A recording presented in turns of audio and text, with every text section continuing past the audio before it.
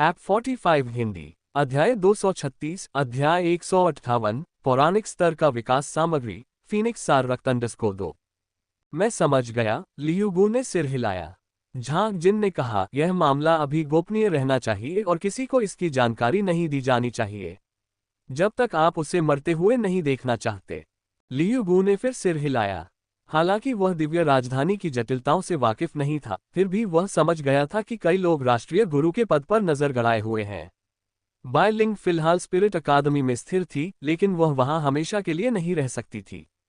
बोलने के बाद झांग जिन चले गए, हालांकि उनका मन लियुगु से कम आश्चर्यचकित नहीं था।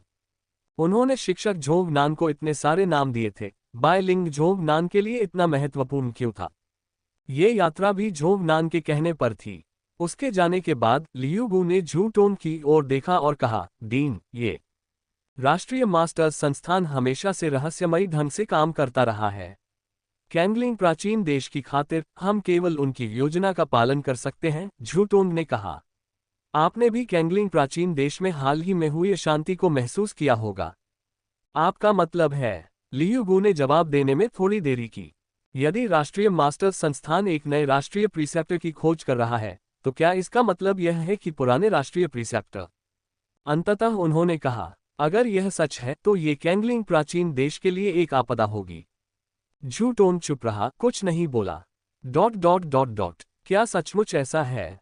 लिन चेन बायलिंग के साथ खुशी के साथ मूल्यवान वस्तुएं उठाते हुए चल रहे थे। 1000 साल पुराना ब्लड जिनसेंग, 100 स्पिरिट्स फल, स्टार मशरूम। बाहर इनकी कीमत लाखों या लाखों में हो सकती है, फिर भी यहां इनकी भरमार थी। लिन चेन और बायलिंग ने रास्ते भर अपनी खोज को प्रसन्नतापूर्वक उठाया। वांग जियांगशेंग नामक एक धनी युवक इन वस्तुओं को तुच्छ समझता था। इससे लिन चेन और भी खुश हो गया, क्योंकि इससे उसका एक हिस्सा बच गया। वांग जियांगशेंग ने कहा, मैंने सोचा था कि आप कुछ बड़ी चीज की तलाश में हैं। जैसे क्या? लिन चेन ने उत्सुकता से पूछा। वांग जियांगशेंग ने बायलिंग के यूनिकॉर्न पर नजर डाली, जिससे लिन चेन कड़वाहट से हंसा और बोला, मैं शिकार नहीं होना चाहता। वांग जियांगशेंग ने दिल खोलकर हंसते हुए कहा, चिंता मत करो, इस दुनिया में इतने सारे यूनिकॉर्न या आश्चर्य नहीं है। जब वे बात कर रहे थे तो उन्होंने एक पहाड़ी को पार किया और बहुत सारी फिसलने जैसी आवाजें सुनी। आगे देखने पर उन्होंने एक विशाल मैदान देखा जिसमें असंख्य कीट सेनाएं आपस में लड़ रही थीं। क्या हो रहा है? लिन चेन ने इतने सारे कीड़े देखे जिससे उसके सिर में झुनझुनी होने लगी। वह हैरान था, क्योंकि कीट जाति हमेशा से एकजुट रही है तथा कीट राजा द्वारा नियंत्रित होती रही है। क्या हो रहा था? ... वांग जियांगशेंग ने कहा, अब मैं अपनी बेगुनाही साबित कर सकता हूं। लिन चेन पहले ही समझ चुका था कि उसने पहले जो इतने सारे कीड़ों के शरीर देखे थे, वे वांग जियांगशेंग का काम नहीं थे, बल्कि कीट जाति की आपसी लड़ाई का परिणाम थे। उन्होंने कीट प्रजाति के बारे में कुछ किताबें याद की और कुछ बातें सोची। कीट जाति में ऐसी स्थिति के लिए आमतौर पर 2 कारण होते हैं। सबसे पहले, एक नए राजा के लिए संघर्ष। इसका मतलब यह है कि 2 कीट राजा संसाधनों, क्षेत्र आदि के लिए प्रतिस्पर्धा कर रहे हैं। दूसरा, बूढ़े राजा का निधन। जब एक बूढ़ा राजा जाने की तैयारी करता है तो कीटों पर मानसिक नियंत्रण कमजोर हो जाता है, जिससे संभवतः मुख्य मस्तिष्क पर नियंत्रण खोने के कारण कीटों के बीच उन्मादी शक्ति संघर्ष शुरू हो जाता है। लिन चेन द्वारा इन 2 कारणों को समझाने के बाद वांग जियांगशेंग ने कहा, किसी भी तरह से यह एक बड़ी समस्या है। मुझे लगता है कि हमें ये जगह जल्दी से छोड़ देनी चाहिए। लिन चेन सहमत हो गए और वांग जियांगशेंग ने सुझाव दिया, क्यों न यूनिकॉर्न हमें दूर ले जाने के लिए एक अंतरिक्ष छेद बना दे। अच्छा विचार है। लिन चेन की आंखें चमक उठीं। उसने वांग जियांगशेंग की तारीफ की और कहा, अकादमी के छात्र कहते हैं कि तुम भागने में माहिर हो, और यह बात सच भी लगती है। उद्धरण चिन्ह ... उद्धरण चिन्ह। वांग जियांगशेंग ने अपनी आंखें घुमाईं। यदि आप अच्छा नहीं बोल सकते तो कम बोले। लिन चेन ने बायलिंग की ओर देखा, जिसने फिर यूनिकॉर्न से कहा, जियाओ जियाओ, यह आप पर निर्भर है। बड़े सफेद भालू के कंधे पर आलस से बैठे गेंडे ने आंखें खोली और फिर उछल पड़ा। उसके सिर पर लगे सींग से पवित्र प्रकाश निकलने लगा। काश मेरे पास भी एक यूनिकॉर्न होता, वांग जियांगशेंग ने ईर्ष्या से भरकर कहा। इस तरह के आत्मिक जानवर के पास आक्रमण करने और बचाव करने की क्षमता है, जो वांग जियांगशेंग जैसे मृत्यु से डरने वाले व्यक्ति के लिए एकदम सही है। जैसे ही यूनिकॉर्न ने अपनी शक्ति का प्रयोग किया, एक छोटा सा अंतरिक्ष वर्महोल तुरंत खुल गया। लिन चेन ने सबसे पहले जियाओबाई को प्रवेश करने दिया, उसके बाद बाई लिंग को। वांग जियांगशेंग अपने आत्मा जानवर के साथ सबसे आखिर में जाने वाला था, लेकिन जैसे ही वह प्रवेश करने के लिए तैयार हुआ, अंतरिक्ष वर्महोल अचानक सिकुड़ने लगा। वांग जियांगशेंग घबरा गया और बेतहाशा आगे बढ़ा, लेकिन आखिरकार वह आगे नहीं बढ़ सका। वह जोर से चिल्लाया, अरे मैं अभी तक नहीं आया हूं। ... चीख चीख। लिन चेन अभी तक चमकदार रोशनी से तालमेल नहीं बैठा पाया था कि उसने अनगिनत कीड़ों की आवाजें सुनी। क्या वे अभी बाहर नहीं निकले? लिन चेन को लगा कि कुछ गड़बड़ है, और उसी समय उसने गाय जैसी दहाड़ सुनी। अपनी आंखें खोलते ही उसने देखा कि जियाओबाई एक कोई आत्मा जानवर में बदल गई थी, जो किसी भी क्षण हमला करने के लिए तैयार थी। जैसे ही लिन चेन ने चारों ओर देखा, वह हौंफने लगा। वे पहले से ही कीट सेनाओं के घने झुंड से घिरे हुए थे। इससे वे कहां पहुंच गए? लिन चेन ने यूनिकॉर्न की ओर देखा, जिसने भी मासूमियत से अपनी आंखें सिकोड़ लीं। जियाओ जियाओ, क्या तुमने स्थान का गलत अनुमान लगाया? बाई लिंग का चेहरा पीला पड़ गया, फिर भी उसने धैर्यपूर्वक पूछा। एक बार तो यूनिकॉर्न की आंखें घूम गईं, और फिर उसने अपना सिर हिलाया। यूनिकॉर्न हमेशा दिशा निर्देशों के मामले में तेज होते हैं, फिर गलती कैसे हो सकती है? पीछे मुड़कर देखने पर लिन चेन ने देखा कि वांग जियांगशेंग अभी तक नहीं पकड़ा गया था, और उसे और भी बुरा लगा। वांग जियांगशेंग के कवच के साथ वे कुछ समय तक टिके रह सकते थे।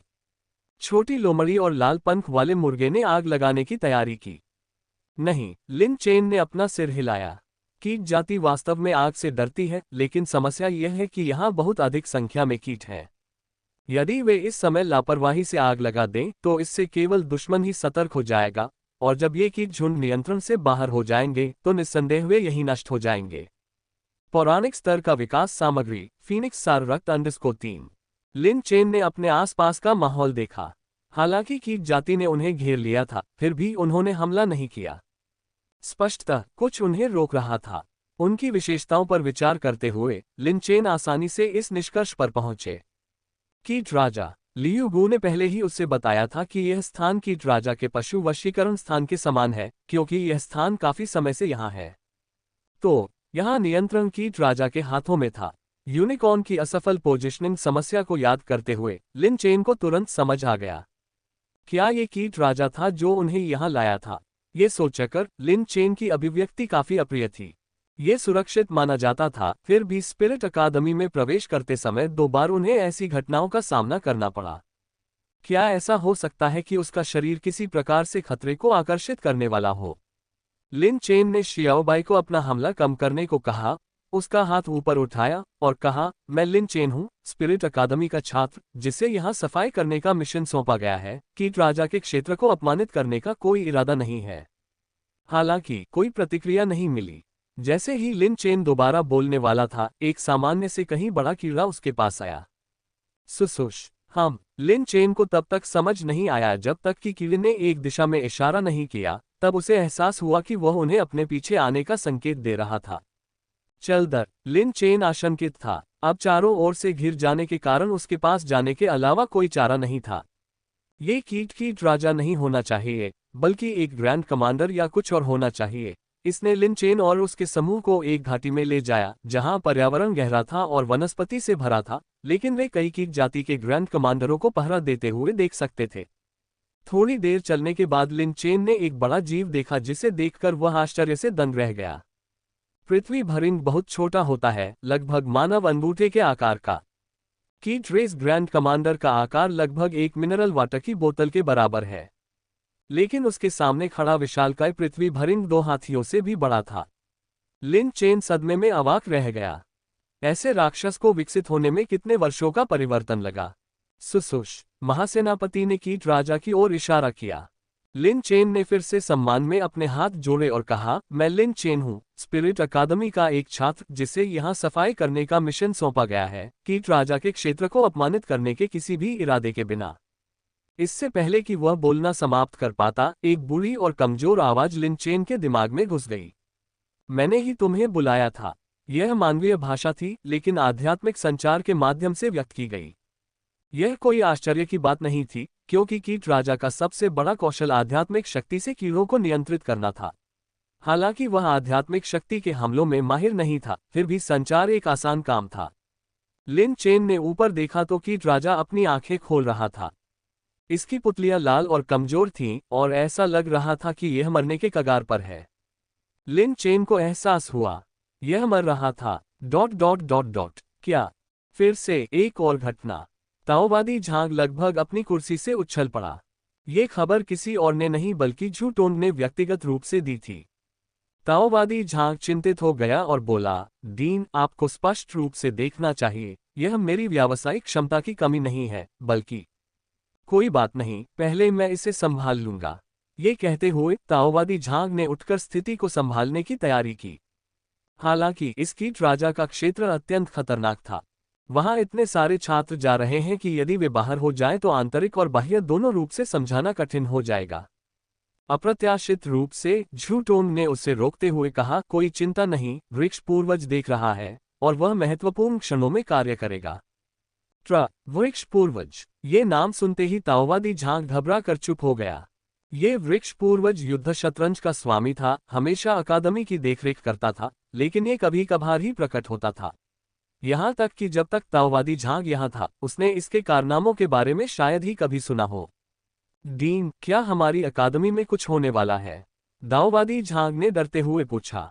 क्या वृक्ष पूर्वज के अभिनय का मतलब था कि विनाश निकट था? यह कोई ऐसी बात नहीं है जिसके बारे में तुम्हें चिंता करनी चाहिए, बस देखते रहो और इंतजार करो। झू टोंग ने कहा, मैं यहाँ सिर्फ तुम्हें ये याद दिलाने आया हूं कि तुम इसमें दखल न दो। समझ गया, समझ गया। ताओवादी झांग ने अपनी जिज्ञासा को दबाते हुए अपना माथा पोंछा। कीट राजा का उपहार। हाँ, मैं मर रहा हूँ।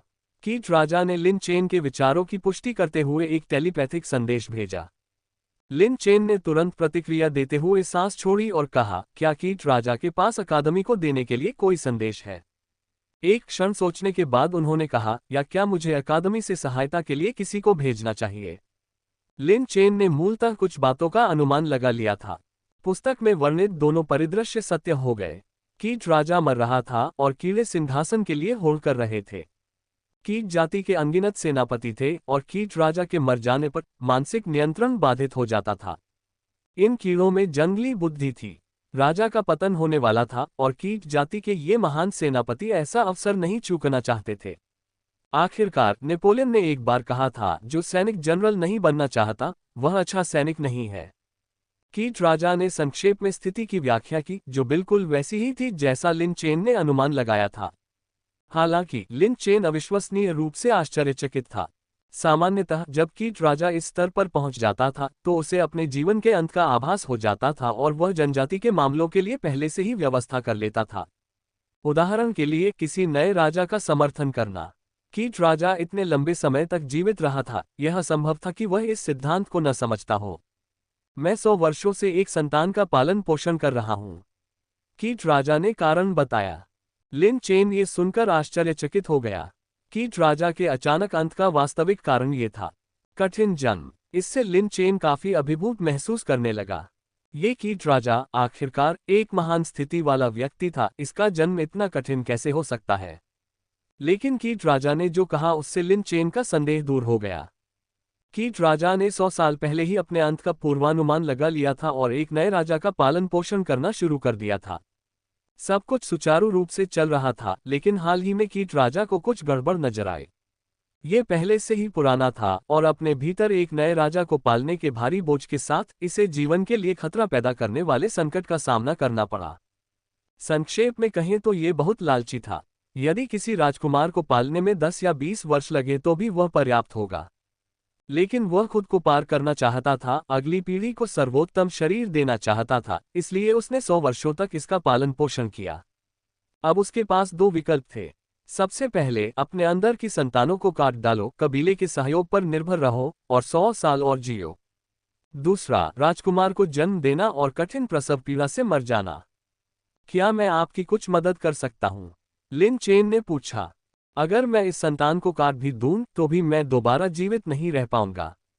कीट राजा ने कहा, मैं इसे जन्म देना चाहता हूं। लिन चेन हैरान रह गया, क्या यह उससे डिलीवरी में सहायता करने के लिए कह रहा था? लेकिन वह नहीं जानता था कि कैसे। जब ये पैदा होगा तो यह एक अंडा होगा। कीट राजा ने आगे कहा, समय से पहले जन्म के कारण महीने अपर्याप्त हैं। उद्धरण चिन्ह डॉट डॉट डॉट उद्धरण चिन्ह। लिन चेन चुप हो गया। 100 साल हो गए हैं, नेजा से भी अधिक, और यह अभी भी अपर्याप्त महीने हैं। हालांकि कीट राजा ने जो भी कहा वही हुआ, क्योंकि अब यह उसका क्षेत्र था। मुझे इसे बनाए रखने के लिए आपको आग का स्रोत उपलब्ध कराने की आवश्यकता है। कीट राजा ने छोटी लोमड़ी और लाल पंख वाले मुर्गे की ओर देखा। लिन चेन ने कहा, मैं इससे परिचित नहीं हूं, मैं अकादमी के लोगों को बुलाऊंगा, वे निश्चित रूप से मना नहीं करेंगे। समय नहीं है, कीट राजा ने कहा, मुझे लगता है कि मैं अब और नहीं रुक सकता। लिन चेन की खोपड़ी झंझना उठी। अब पीछे मुड़ने का कोई रास्ता नहीं था, उसने सिर हिलाकर कहा। वह और बायलिंग आत्मिक जानवरों के साथ तेजी से आगे बढ़े, अंडे के आगमन की प्रतीक्षा करने की तैयारी में। इस बीच लिन चेन के मन में भी एक प्रश्न आया। कीट राजा, यदि आप मर गए तो क्या संपूर्ण कीट जाति नियंत्रण से बाहर हो जाएगी? यह सुनकर बायलिंग को स्थिति की गंभीरता का एहसास हुआ। यदि कीट जाति नियंत्रण से बाहर हो गई तो सबसे पहले ग्रैंड कमांडर निश्चित रूप से इस नवजात राजकुमार को मारना चाहेंगे। ठीक है, कीट राजा ने कहा, तो मैं चाहता हूं कि तुम इसे अकादमी ले जाओ। जब ये बड़ा हो जाए तो इसे वापस लाकर यहां कार्यभार संभाल लेना। लेकिन लिन चेन ने पास में खड़े कीट जाति के ग्रैंड कमांडर की ओर देखा, वह आशंकित था। चिंता मत करो, ये मेरे वफादार अनुयायी हैं, कीट राजा ने कहा, ये मुझे धोखा नहीं देंगे। ये सुनकर लिन चेन आश्वस्त महसूस किया। वे कीट राजा के पास चले गए, चुपचाप प्रतीक्षा करते हुए, कभी कभी कीट जाति के कई महानायकों को कीटों को बाहर ले जाते हुए देखते। स्पष्टतः बाहर भयंकर युद्ध चल रहा था। डॉट डॉट डॉट डॉट कठिन जन्म की प्रक्रिया सुचारू नहीं थी। लिन चेन और अन्य लोगों ने यहां लगभग 10 मिनट तक इंतजार किया, लेकिन यह अभी भी पैदा नहीं हुआ था। कीट राजा अब बहुत कमजोर हो गया था। लिन चेन ये भी देख सकता था कि उसके लिए अपने शरीर को सहारा देना कितना मुश्किल था। लिन चेन समझ सकता था कि वह अपनी आंखें खुली रखने के लिए कड़ी मेहनत कर रहा था। लिन चेन ने एक कहावत याद की, एक महिला कोमल होती है, लेकिन एक मां के रूप में वह मजबूत हो जाती है। ये कहावत न केवल मनुष्यों पर बल्कि जानवरों पर भी लागू होती है। 10 मिनट तक इंतजार करने के बाद बायलिंग अचानक चिल्लाया, यह बाहर आ रहा है। लिन चेन ने ऊपर देखा और वास्तव में एक अंडा देखा। अंडा बड़ा नहीं था, लगभग छोटी लोमड़ी के आकार का। लिन चेन तुरंत पास नहीं गया, क्योंकि पास में ही 2 कीट जाति के ग्रैंड कमांडर जन्म में सहायता कर रहे थे। कीट राजा को कमजोरी महसूस होने लगी, दर्द के लक्षण दिखाई देने लगे। उसने अचानक बल लगाया और अंडा अधिक मात्रा में दिखाई देने लगा। चलते रहो, बायलिंग जोर से चिल्लाया। आसपास के आत्मिक प्राणी भी चिल्लाने में शामिल हो गए। कीट राजा को उनका प्रोत्साहन महसूस हुआ और अंततः उसने एक बड़े प्रयास में अपनी शक्ति एकत्रित कर ली। अंततः एक पीला सफेद अंडा जमीन पर गिरा और उसे मजबूती से पकड़ लिया गया। जल्दी, लिन चेन जल्दी से लिटिल फॉक्स और रेड फेदर चिकन के साथ जांच करने के लिए आगे बढ़े। वास्तव में अंडा समय से पहले ही तैयार हो गया था तथा इसका खोल उथला था। लिन चेन ने छोटी लोमड़ी को आग उगलना शुरू करवा दिया। छोटी लोमड़ी को समझ नहीं आ रहा था कि क्या करे, इसलिए उसने लिन चेन से पूछा कि क्या उसे ट्रू फ्लेम मोड पर स्विच करना चाहिए। लिन चेन चौंक गया, उसने तुरंत इसे रोक दिया। बस साधारण आग ही काफी होगी, क्या तुम इसे जलाना चाहते हो? लिन चेन को ठंडा पसीना आ गया। सच्ची आग शायद उनकी जान भी ले लेगी। सौभाग्य से छोटी लोमड़ी अभी भी विश्वसनीय थी और जब भी उसे संदेह होता तो वह पूछ लेती थी। लिन चेन ने उसे और लाल पंख वाले मुर्गे को उसे गर्म करना जारी रखने का निर्देश दिया और कीट राजा की ओर देखते हुए पूछा, क्या तुम अभी भी वहां हो? मैं अभी तक नहीं मरा हूं, कीट राजा ने कमजोर स्वर में उत्तर दिया। लिन चेन महसूस कर सकता था कि उसकी सांसें तेज हो गई हैं और उसकी आंखें अंडे पर टिकी हुई हैं।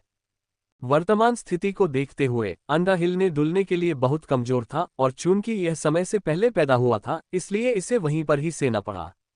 इसमें अधिक समय नहीं लगेगा क्योंकि इसे जबरन परिपक्व किया जा रहा है। लिन चेन ने उसकी आंखों में उत्सुकता देखी और अचानक कुछ समझ गया। वह आखिरी सांस तक खुद को जीवित रख रहा था, उस छोटे से जीवन को देखना चाहता था जिसे उसने 100 वर्षों तक पाला था। लिन चेन ने आह भरी। मां का प्यार अवर्णनीय था। बाय लिंग छोटी लोमड़ी और लाल पंख वाले मुर्गे को ध्यान से देख रही थी। उसे डर था कि वे गलतियां करेंगे, क्योंकि वह हमेशा अपने काम में सावधानी बरतती थी। अप्रत्याशित रूप से कीट राजा ने अचानक उसे एक दूरसंवेदी संदेश भेजा, आ जाओ। मैं बाय लिंग चौंक गई और उसने खुद की ओर इशारा किया। हाँ, कीट राजा ने सिर हिलाया। बाय लिंग घबराकर आगे बढ़ी और इस समय कीट राजा अपना हाथ उठाना चाहता था, लेकिन वह ऐसा नहीं कर सका। अपना हाथ मेरे ऊपर रखो, कीट राजा ने कहा। बाय लिंग ने तुरंत इसकी अनुमति दे दी। जैसे ही उसने अपना हाथ उस पर रखा, उसने अपने शरीर से एक पीली रोशनी निकलती देखी। यह 1 सेकंड से भी कम समय तक रहा और फिर गायब हो गया। बाय लिंग ने उसके शरीर को देखा और कीट राजा ने कहा, आपकी मदद के लिए धन्यवाद, यह मेरी ओर से आपके लिए उपहार है। बाय लिंग को समझ नहीं आया, लेकिन लिन चेन ईर्ष्यालु लग रहा था। बाय लिंग सचमुच अविश्वसनीय भाग्यशाली था। अप्रत्याशित रूप से कीट राजा ने एक और टेलीपैथिक संदेश भेजा, तुम भी यहाँ आओ।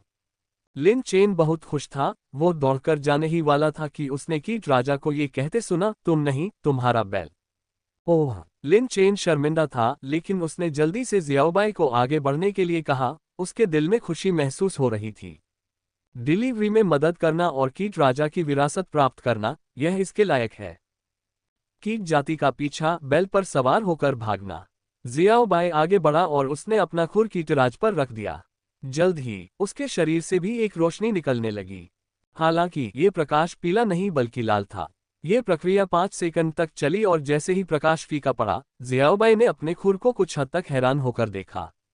लिन चेन ने आगे बढ़ने का नाटक किया, लेकिन वास्तव में वह कीट राजा के पिघले हुए खोल की जांच कर रहा था। पृथ्वी बीटल राजा, दिव्य जानवर, छिपी हुई रिक्तरेखा 15.8%। लिन चेन बहुत खुश हुआ। यह एक दिव्य जानवर की छिपी हुई वंशावली थी जो अत्यंत मूल्यवान थी।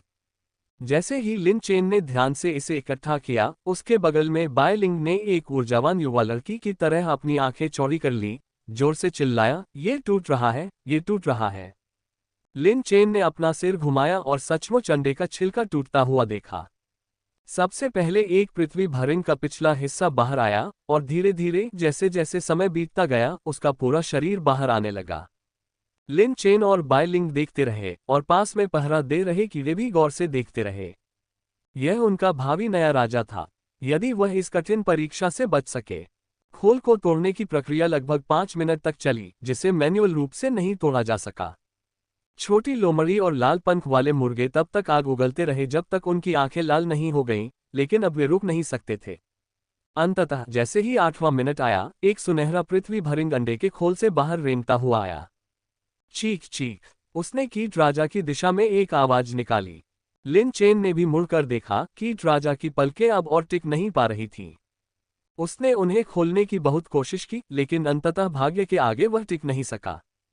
वह संतोष और चिंता के साथ मर गया, लेकिन उसका मिशन पूरा हो गया। उसने अपनी आखिरी सांस का उपयोग एक बच्चे को जन्म देने में किया, उसे आखिरी बार देखा। शायद इतने वर्षों में यह उसका सबसे सुखद और सबसे दुखद क्षण था। छोटे पृथ्वी भरिंग को भी कुछ एहसास हुआ। वह अजीब तरह से रेंगता हुआ कीट राजा के करीब गया और चीखा, लेकिन कीट राजा गुजर गया और उसने फिर कभी अपनी आंखें नहीं खोली।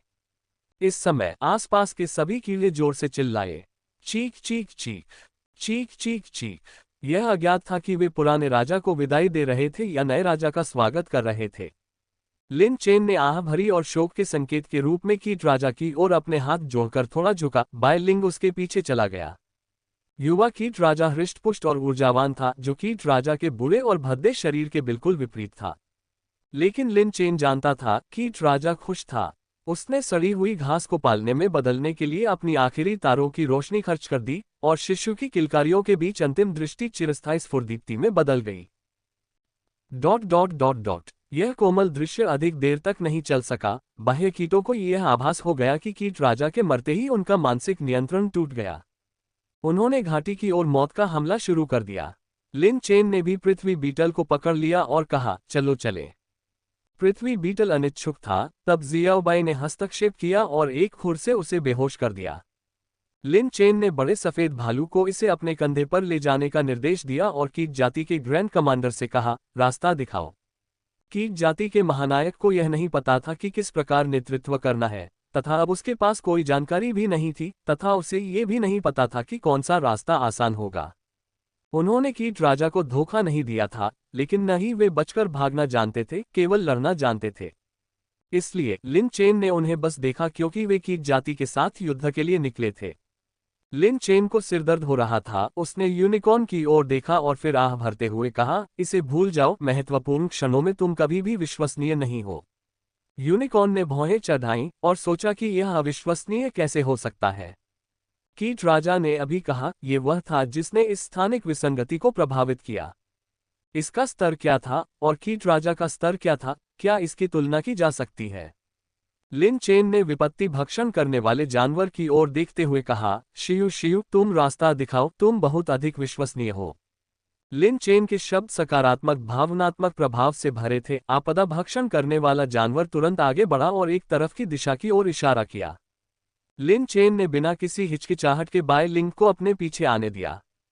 पहाड़ी रास्ता बेहद कठिन था। जैसे ही वे चल रहे थे, लिन चेन को याद आया कि बाय लिंग की शारीरिक स्थिति अच्छी नहीं है। पीछे मुड़कर पूछा, बाय लिंग, क्या आप चाहते हैं कि जियो ही आपको ले जाने में मदद करे? इसके हटने से पहले मधुमेह से पीड़ित व्यक्ति इसे जल्दी से पढ़ ले। क्या मधुमेह हमेशा के लिए खत्म हो सकता है? सोने से पहले करें ये। बड़ा सफेद भालू भी घूम गया। उसे पहले से ही बलपूर्वक काम करना पसंद था। बाय लिंग को ले जाना आसान होगा। कोई चिंता नहीं, मैं चल सकता हूं, बाय लिंग ने कहा। लिन चेन ने कहा, अपने आप पर दबाव मत डालो, बचना महत्वपूर्ण है। करीब से निरीक्षण करने पर पता चला कि बाय लिंग की सांसें भी तेज नहीं चल रही थीं, वो पूरी तरह से उत्साहित थी। लिन चेन जल्दी से आगे बढ़ने के लिए पीछे मुड़ा और बोला, प्रशिक्षण वास्तव में प्रभावी है। बाय लिंग ने पीछे से कहा, नहीं, ये कीट राजा वरिष्ठ से उपहार है। लिन चेन चौंक गया, उसे तुरंत समझ आ गया। कीट राजा ने बाय लिंग की कमजोर शारीरिक स्थिति को देखा और उसके लिए उसमें सुधार किया। वे बिना किसी रुकावट के आगे बढ़ते रहे। घाटी की आधी ढलान पर पहुंचकर नीचे देखते हुए आश्चर्य से हौंफने लगे। इस कोण से देखने पर ऐसा लग रहा था जैसे हजारों सेनाएं एक युद्ध में शामिल हैं। घाटी के बाहर का पूरा मैदान कीट प्रजाति की लड़ाई से भरा हुआ है। कोई कल्पना कर सकता है कि आज कितने कीड़े मर जाएंगे। लिन चेन ने ऊपर देखा। घाटी के शीर्ष तक अभी भी कुछ दूरी थी, लेकिन लड़ाई भी शुरू हो गई थी। कार्रवाई के लिए तैयार हो जाओ। लिन चेन ने जियाओबाई को रास्ता साफ करने के लिए तैयार होने का निर्देश दिया। अप्रत्याशित रूप से विपत्ति भक्षी जानवर ने टर्राहट की, जिससे लिन चेन और अन्य लोगों को उसका अनुसरण करने का संकेत मिला। लिन चेन और कंपनी ने पीछा किया। एक चट्टान के पास पहुंचे। आपदा भक्षण जानवर ने बड़े सफेद भालू को चट्टान को एक तरफ धकेलने के लिए कहा। जियो हे ने बल लगाया, भालू के पंजे से उसे कुचल दिया, जिस पर लिन चेन और अन्य लोग वहां छिपी एक गुफा को देखकर सुखद आश्चर्यचकित हुए। चलो चलें। लिन चेन ने एक पल भी संकोच नहीं किया और अंदर प्रवेश किया। विपत्ति भक्षी जानवर इस तरह का रास्ता खोज सकता है, यह अविश्वसनीय था। वास्तव में इस संसार का भाग्य केवल प्रयास करने वालों का नहीं है। ... ये गुफा काफी लंबी थी। लिन चेन और उनके साथियों ने पूरे 10 मिनट तक इसमें मार्च किया और जब उन्हें रोशनी दिखाई दी तो वे घाटी की पिछली ढलान पर पहुंच गए। कीट दौड़ का पीछा, भागने के लिए बैल की सवारी, भाग दो। जबकि लिन चेन मन ही मन खुश था, जियाओबाई ने जोर से मुंह किया और एक कोई आत्मा जानवर में बदल गया। तभी लिन चेन ने देखा कि आगे की जाति का एक ग्रैंड कमांडर था, जो कीड़ों के एक समूह का नेतृत्व कर रहा था। अग्रणी कीट रेस ग्रैंड कमांडर, स्तर 30। लिन चेन को उसकी युद्ध शक्ति का कोई डर नहीं था। आजकल जियाओबाई पहले जैसी नहीं रही, और इसके अलावा कीट जाति का महानायक कोई युद्ध प्रकार का दानव जानवर नहीं था। हालांकि वह स्तर 30 का दिखता था, उसकी असली ताकत शायद स्तर 20 तक भी नहीं पहुंच पाती। हालांकि कीट प्रजाति के बारे में सबसे भयावह बात उनकी संख्या थी। लिन चेन ने तुरंत एक योजना तैयार की और कहा, जियाओबाई, तुम आगे बढ़ो। जियाओ होंग, उस मुर्गे, अपनी आग से उसके किनारों को ढक लो। वाइट, तुम पीछे की ओर पहरा दो। यूनिकॉर्न और आपदा भक्षण करने वाले जानवर, जिन्हें कोई कार्य नहीं दिया गया था, केवल बाय लिंग की पीठ पर कूद सकते थे, जबकि जियाओबाई और 4 आत्मा जानवर बेतहाशा चिल्ला रहे थे। लाल पंख वाला मुर्गा काफी नाराज था। उस मुर्गे से आपका क्या मतलब है? मेरा एक नाम है, तुम्हें पता है। उस समय कीट जाति करीब आ गई और जियाओबाई ने आगे बढ़कर अपनी बर्बर रक्त रेखा के दूसरे चरण को सक्रिय कर दिया। बिना कुछ रोके इसने दिव्य ज्ञान स्तर का आत्मा शांतिदायक खुर छोड़ा। आत्मा को शांत करने वाला खुर, ब्रह्म आत्मा। लिन चेन ने उत्सुकता से देखा, तभी उसने देखा कि एक नीला बैल आगे बढ़ रहा है और कीट रेस के ग्रैंड कमांडर से बहुत जोर से टकरा रहा है। इससे पहले कि लिन चेन प्रभाव को स्पष्ट रूप से देख पाता, कीट जाति के ग्रैंड कमांडर तुरंत विस्फोट हो गया। इतना भयंकर! लिन चेन आश्चर्यचकित था। यद्यपि कीट जाति की शक्ति कुछ हद तक भ्रामक थी, फिर भी वह स्तर 30 पर थी। उसे इतनी जल्दी कैसे नष्ट किया जा सकता था? लिन चेन के पास आत्मा शांति खुर के वास्तविक प्रभाव पर विचार करने का समय नहीं था, क्योंकि कीट जाति के ग्रैंड कमांडर की मृत्यु के साथ पीछे के कीड़े सभी नियंत्रण खो देते थे। उसी समय कीड़ों के बिखरने की आवाज आए, मानो वे अपना दिमाग खो बैठे हों, पूरी तरह से उन्मादित। Boom boom. यद्यपि लिटिल फॉक्स को लिन चेन द्वारा सुरक्षा का कार्य सौंपा गया था, फिर भी उसने लिन चेन के शब्दों को ध्यान में रखा। युद्ध में जितना संभव हो सके निरीक्षण करें और सोचें। ये जानते हुए कि जियाओबाई का रास्ता ही एकमात्र बचने का रास्ता था, उसने कभी कभी जियाओबाई के सामने का रास्ता साफ करने के लिए आग उगलते हुए सुपर फायरबॉल फेंके। ये देख लिन चेन ने अनुमोदनात्मक दृष्टि से देखा। लिटिल फॉक्स में वास्तव में मानचित्र नियंत्रण जादूगर की क्षमता है। मुख्य लड़ाकू शक्ति होने के नाते जियाओबाई ने अपना पूरा प्रयास किया और उसके आयरन हॉर्न इम्पैक्ट ने पृथ्वी भरिंगों के समूह को नष्ट कर दिया। लेकिन जैसा कि बाई लिंग ने कहा, आप उन सब को नहीं मार सकते। आप उन सभी को मार नहीं सकते। जियाओबाई की बर्बर रक्तरेखा तैयार होते ही उसका उपयोग किया गया और फिर से उसका उपयोग किया गया। रास्ता साफ करने का सबसे अच्छा तरीका वास्तव में आत्मा शांति खुर था, क्योंकि आयरन हॉर्न इम्पैक्ट बहुत तेज था और लिन चेन और अन्य लोग उसके साथ नहीं रह सकते थे। उन्होंने लगभग 10 मिनट का समय बिताया, अंततः वे तीव्र ज्वार से गुजरे। वे एक क्षण के लिए भी नहीं रुके और तेजी से आगे बढ़ गए। लेकिन 10 मिनट से भी कम समय के बाद उन्हें कीट प्रजाति की दूसरी लहर का सामना करना पड़ा। मारना। लिन चेन भी युद्ध की भावना से प्रेरित था। इस बार केवल एक ही कीट रेस ग्रैंड कमांडर था, लेकिन फिर भी यह प्रबंधनीय था। हालांकि लिन चेन बहुत चिंतित था। कीट जाति का सूचना संचरण अविश्वसनीय रूप से तेज है। एक बार जब कीट जाति के ग्रैंड कमांडरों को पता चल जाएगा कि छोटा कीट राजा उनके साथ है, तो वे निश्चित रूप से कीट जाति के और भी सदस्यों को उनकी ओर भेज देंगे। उस समय उनके पास बच निकलने का कोई रास्ता नहीं होगा। कीट रेस की दूसरी लहर को साफ करने में लगभग 10 मिनट और बिताने के बाद लिन चेन और उसका समूह एक बार फिर आगे बढ़ गया। उसके बाद रास्ता तो सुगम हो गया, लेकिन लिन चेन का मन भारी हो गया। ये स्थिति तूफान से पहले की शांति जैसी थी।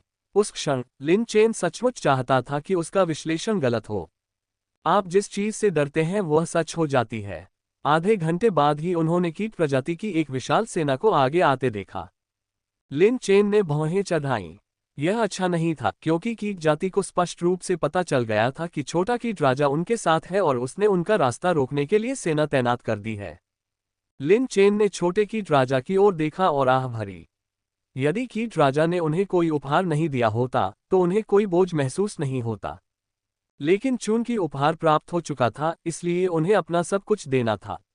फिर भी वहां 7 से कम कीट रेस कमांडर नहीं थे, जिससे वहां से निकलना बहुत कठिन हो गया। यदि वे सफलतापूर्वक आगे नहीं बढ़ सके, तो कीट जाति की सेना उन पर हमला कर देगी और उन सभी को खा जाएगी। लिन चेन ने जियाओबाई को देखा, जो इस समय थकी हुई लग रही थी। नियू की सहनशक्ति हमेशा से ही भरपूर रही है। अगर वह इतनी थकी हुई है, तो पिछली लड़ाइयां भी जरूर थका देने वाली रही होंगी। यदि यह वास्तव में काम नहीं करता है, तो लिन चेन ने छोटे कीट राजा को सौंपने के बारे में सोचा। आखिरकार ये दो जातियों के बीच की लड़ाई थी। वह उन्हें निर्दोष नहीं मरने दे सकता था, लेकिन अगर कोशिश करने का कोई मौका था, तो वह कोशिश करने लायक था। जियाओबाई एक कोई आत्मा जानवर में बदल गया।